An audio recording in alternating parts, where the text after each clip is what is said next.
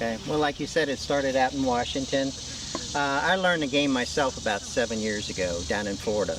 It seemed it was in the warmer climates for a long time, but it's really generated into all parts of the country, especially up here in Cincinnati. So not only do we play outdoor during the summer, we do play indoor during the winter. Okay. You basically play it with a paddle and a wiffle ball.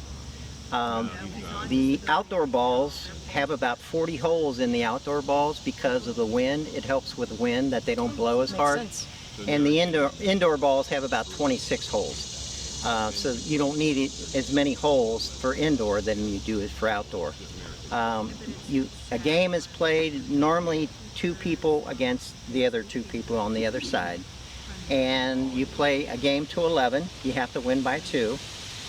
And when you start the game, there's only one server to start the game. This is where it gets confusing. The scoring gets confusing for a new player, but but when you serve, you always have to serve at an angle to the opposite court.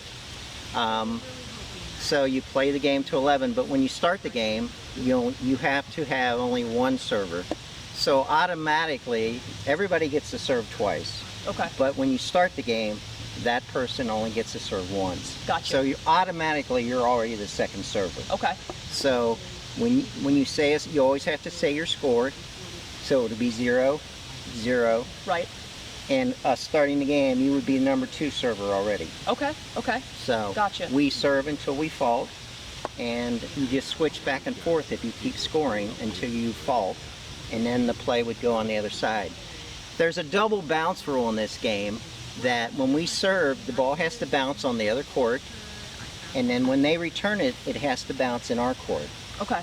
Anytime thereafter, you can take it out of the air, which is called a volley.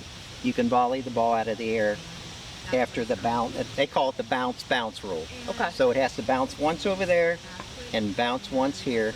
Then we can either take it off a bounce or we can take it out of the air. Okay. Gotcha. Okay? Gotcha. And the game, you start back here, but you try to move forward that we're across each other on the nets. In this court, it's the yellow lines that are the actual pickleball court, because most pickleball courts are dual purpose. In Loveland, we have dual purpose courts where they can be used for tennis and or pickleball.